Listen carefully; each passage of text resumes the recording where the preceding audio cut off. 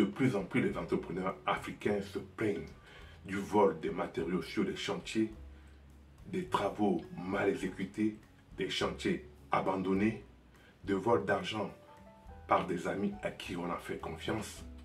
Mais tout ça, ce n'est pas étonnant. Les entrepreneurs africains qui vont chercher des artisans bricoleurs dans le quartier pour leur demander de réaliser du bon travail, mais ça ne marchera pas. Je vous dis, ça ne marche pas du tout.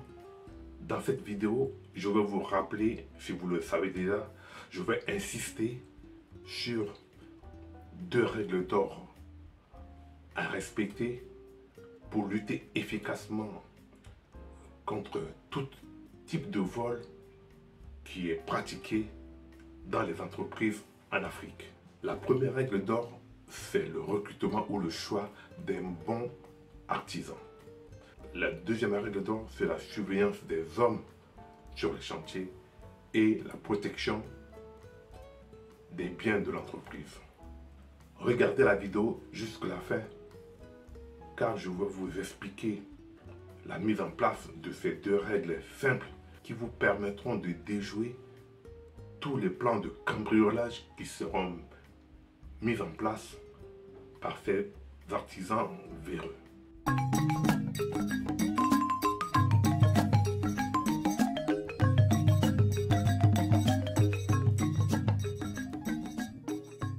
Bonjour et bienvenue.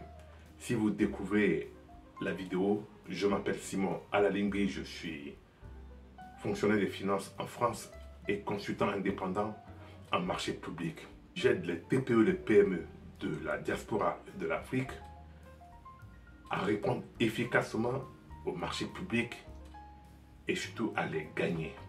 Car il est insupportable de laisser les multinationales se partager la quasi-totalité des marchés publics en Afrique. J'accompagne également les éleveurs de poulets de chair à mieux gérer leur exploitation avant l'arrivée des poussins jusqu'à la commercialisation.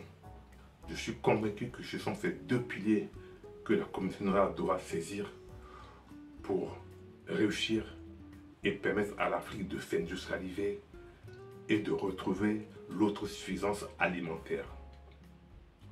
Je vous invite donc à vous abonner à la chaîne, d'activer la cloche de notification pour être averti automatiquement dès la publication de mes dernières vidéos et bénéficier des conseils que je donne régulièrement sur comment gagner les marchés publics et comment mieux gérer son élevage de poulets de chair.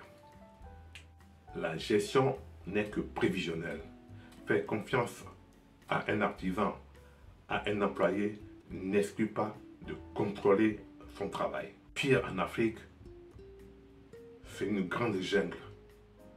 Seuls les plus forts survivent. Et oui, c'est la réalité de l'entrepreneuriat. Donc la première mission que vous allez réaliser pour votre entreprise, c'est de la sécuriser contre tous les prédateurs. Si vous ne commencez pas par là, vous allez être à la merci de plus en plus de ces voleurs qui sont surtout maintenant en bande organisée. Donc le recrutement et la surveillance de votre entreprise sont ces 2 outils à mettre immédiatement en place. Concernant le recrutement et le choix d'un bon artisan. Un bon artisan appartient au réseau des artisans connus par la Chambre de commerce ou la Fédération des petites et moyennes entreprises. Il a des références qu'il peut mettre en avant et propose un devis gratuit et sans engagement. Il propose une garantie entre 6 à 1 an selon le travail à réaliser. Par exemple, il s'engage à revenir réparer les défauts. Il ne demande pas systématiquement les avances de démarrage. Il doit accepter de signer un contrat après un devis validé. Avec ces 3 critères, vous devez demander, sélectionner au moins 3 devis pour vous permettre d'obtenir de meilleures qualités-prix dans une phase éventuelle de négociation. Voici ce qu'il ne faut vraiment pas faire pratiquer lorsque vous choisissez un artisan. Il ne faut pas choisir un artisan qui vous demande de payer du matériel. Seules les références comptent vous permettre de sélectionner votre artisan.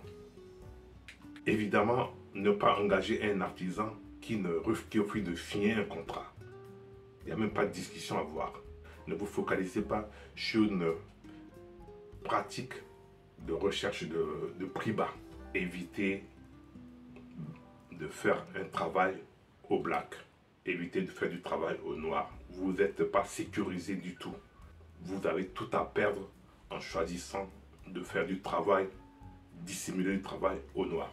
Lorsque vous choisissez ces artisans-là, vous prenez carrément le risque d'avoir un travail mal exécuté et vous allez totalement perdre du temps, perdre du délai et avoir un travail mal réalisé. Si vous entêtez à recruter, à aller voir ces artisans que je viens de donner les caractéristiques qu'il faut complètement éviter, la conséquence directe est que vous allez vous retrouver avec des devis gonflés, des livraisons non conformes à ce que vous avez voulu, des demandes d'avance non justifiées que vous allez pouvoir négocier. Vous allez constater la disparition des biens, des matériaux sur le chantier qui va encore vous occasionner des frais supplémentaires pour pouvoir arriver à terminer les travaux. Concernant la surveillance des hommes et du chantier, ne minimisez pas le budget de sécurité. Il ne faut surtout pas la supprimer. Il faut en tenir compte dans votre budget. Il faut évaluer les besoins réels de protection de vos chantiers et vos locaux et de prendre des décisions de surveillance et de l'appliquer. Voici la liste des réalisations que vous pouvez mettre en place. Vous pouvez rajouter en fonction de votre activité, la sensibilité de votre activité. Il faut installer des vidéosurveillance pour contrôler l'entrée et la sortie des employés et de continuer des véhicules qui vont sur les chantiers. Installer des alarmes anti-intrusion, même dans un premier temps factice de dissuasion. Installer d'inventaire hebdomadaire du magasin. Mettre en place une procédure d'encaissement des recettes et des modalités des achats qui empêchent des commerciaux, des chefs d'équipe de manipuler du cash, de manipuler de l'argent. Tester la confiance des responsables de chantier et des responsables financiers. Prendre évidemment une assurance contre les vols dans votre entreprise. En conclusion, il faut respecter les critères de recrutement ou de choix d'artisans. Ne pas aller systématiquement sur des artisans de bouche à oreille. Ne pas chercher à recruter un artisan conseillé par telle ou telle personne. Pratiquer systématiquement la politique de devis et de contrat. En Afrique, vous connaissez le contexte d'insécurité. Donc, assurez-vous, prenez des assurances, quel que soit le montant. Vous allez en trouver un qui va vous faire un prix. Prenez une assurance pour la protection de votre chantier et de votre entreprise. Mettez en place ce dispositif de protection, de surveillance, bien à tous les prix. Limitez le nombre de personnes qui peuvent manipuler le cash dans votre entreprise. Si c'est possible, essayez de tester la confiance de vos principaux collaborateurs, surtout au niveau des responsables de chantier, des responsables financiers. J'espère que ces conseils vont vous permettre de vous débarrasser de ces mauvais artisans. Ils ne sont pas tous mauvais, mais il y en a des mauvais si vous ne faites pas attention. Partagez massivement cette vidéo autour de vous.